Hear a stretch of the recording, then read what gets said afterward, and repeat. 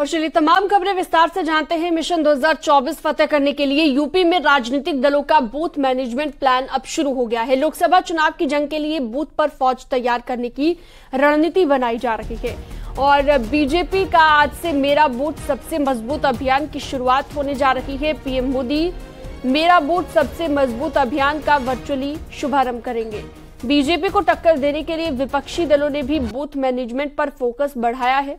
Samajwadi party ने booth committee गठन के लिए लोकसभा प्रभारियों को मैदान में उतारा है। समाजवादी पार्टी बूथ लेवल पर खुद को मजबूत बनाने में जुटी है। 15 लोगों की कमेटी बना दी गई है। युवाओं को जोड़ने पर ज्यादा फोकस है। बीजेपी का जुलाई तक बूथ कमेटी का गठन करने का लक्ष्य है। बूथ और सेक्टर कमेटी में 10 लाख से ज्यादा कार्यकर्ता हैं। वहीं कांग्रेस ने भी यूथ जोड़ो बूथ जोड़ो अभियान ये शुरू किया है, जिसमें युवाओं के जरिए जमीनी पकड़ बनाने का प्लान।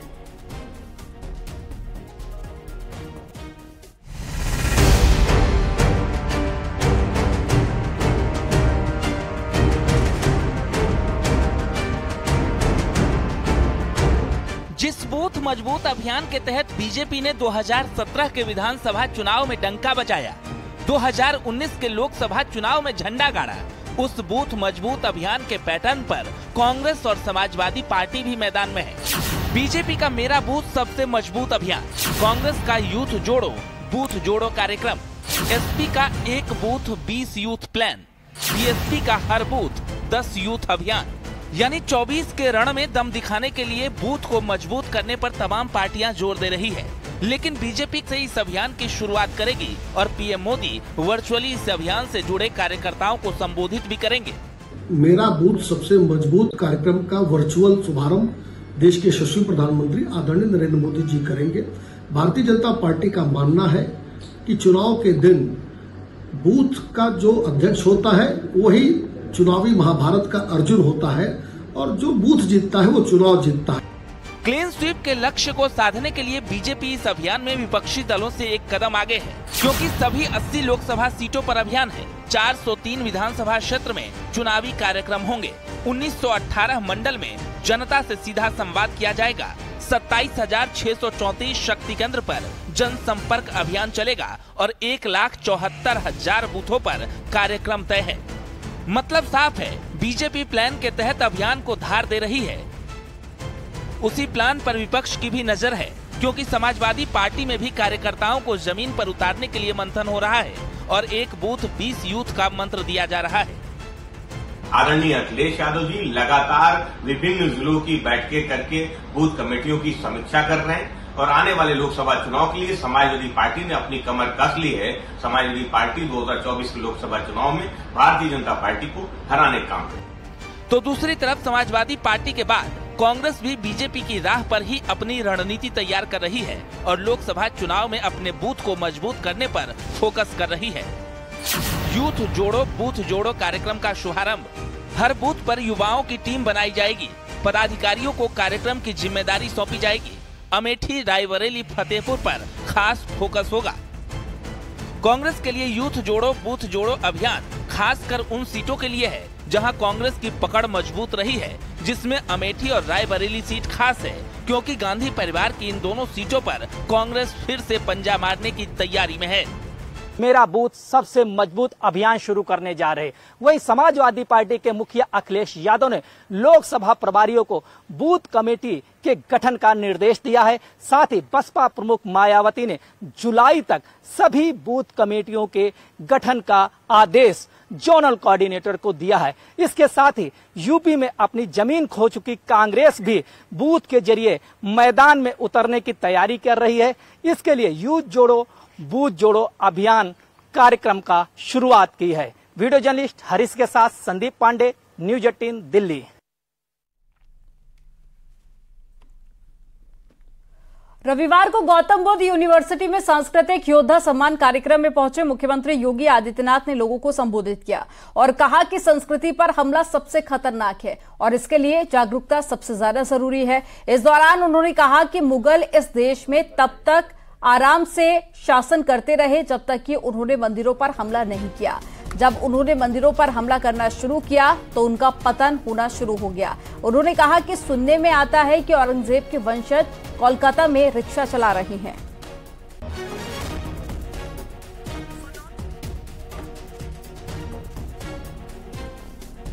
भेजिए तुम्हें। याद करिए, मुगल इस देश में तब तक आराम से शासन करते रहे जब तक उन्होंने मंदिरों पर हमले नहीं किए थे। जब मंदिरों पर हमले हुए तो उनके पतन भी आते हुए दिखाई दिए। मैंने सुना है कि औरंगजेब के वर्तमान पूर्वज कोलकाता में रिक्शा चलाने का काम कर रहे हैं, यानी यह भी एक स्थिति उनके सामने आई। उन्होंने किसी समय दिल्ली के अंदर शासन किया था, देश को अपनी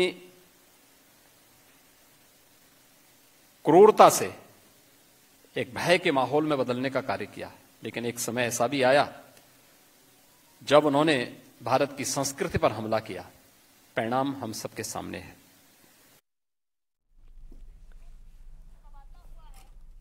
तो वहीं सीएम योगी आदित्यनाथ ने कहा कि दुनिया के अंदर जितने भी देश हैं, सबकी अपनी विशिष्ट पहचान है। भारत की भी अपनी अलग पहचान है और हमने मुगल और अंग्रेजों की सैकड़ों साल गुलामी की है, लेकिन जैसे ही हमारी संस्कृति पर हमला हुआ तो हमने भी 1857 की क्रांति के रूप में जवाब दिया।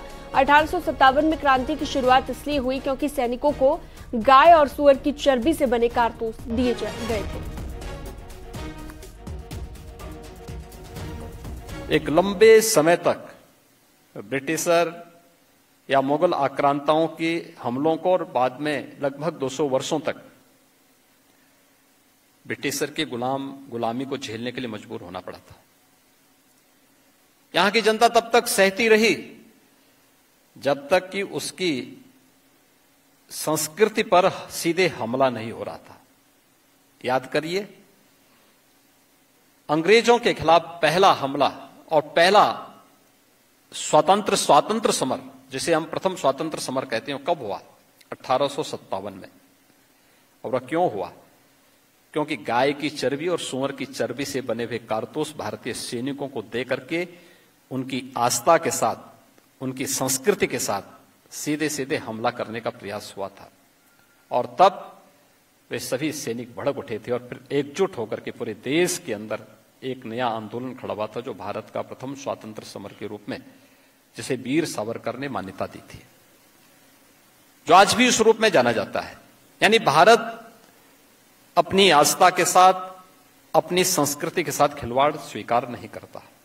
और इसीलिए कहा गया है, भारतस्य प्रतिष्ठे द्वे संस्कृति संस्कृतिस्तथा, यानी संस्कृत और संस्कृति, ये दो भारत की पहचान है। सोमवार को वाराणसी पहुंचे सीएम योगी ने काल भैरव और बाबा विश्वनाथ के दर्शन पूजन किए। काशी विश्वनाथ की पूजा करने के बाद में सीएम योगी ने जनसभा को संबोधित किया। इस दौरान सीएम योगी ने जहां विपक्ष की बैठक पर निशाना साधा तो वहीं मोदी सरकार के 9 सालों की उपलब्धियों को भी गिनाया। सीएम योगी ने कहा कि आज दुश्मन भारत में नहीं घुस सकता है और पाकिस्तान दाने दाने का मोहताज है, और साथ ही भारत विश्व की 5वीं अर्थव्यवस्था बन चुका है। और सीएम योगी ने इस दौरान वाराणसी में हुए विकास कार्यों को भी गिनाया और विपक्ष की बैठक में पीएम मोदी के खिलाफ साजिश बताया। ये जो कुछ आप देख रहे होंगे देश के अंदर वर्तमान में, एक तरफ वैश्विक मंच पर मोदी जी भारत की प्रतिष्ठा को बढ़ा रहे हैं, भारत का सम्मान बढ़ा रहे हैं, भारत के विकास को आगे बढ़ा रहे हैं, और दूसरी तरफ विपक्ष मोदी जी के खिलाफ षड्यंत्र रचने के लिए एड़ी चोटी लगाया हुआ है। चलिए आगे बढ़ते हैं। अंतर्राष्ट्रीय एमएसएमई दिवस 2023 पर लखनऊ में एमएसएमई विभाग के तहत आज ऋण वितरण का बड़ा कार्यक्रम होने जा रहा है। एमएसएमई क्षेत्र के समग्र विकास हेतु बैंकों द्वारा 20,000 करोड़ का ऋण वितरण किया जाएगा। भारतीय पैकेजिंग संस्थान के एमओयू, जीआईआई पंजीकरण प्रमाण पत्रों का वितरण के साथ प्रयागराज के ग्राम मंदर देह बायोगैस प्लांट और गांजा में ऊनी धागा उत्पादन केंद्र का लोकार्पण भी किया जाएगा। दोपहर 12 बजे लोक भवन में ये कार्यक्रम होगा।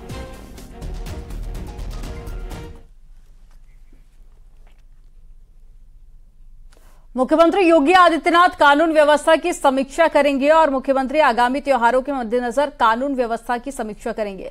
शाम 7 बजे कानून व्यवस्था की समीक्षा करेंगे मुख्यमंत्री योगी आदित्यनाथ। तो आने वाले दिनों में कुछ फेस्टिवल है जिसको लेकर मुख्यमंत्री योगी आदित्यनाथ कानून व्यवस्था की समीक्षा करेंगे। प्रशासन की तरफ से क्या कुछ इंतजाम किए गए हैं वो भी जानेंगे।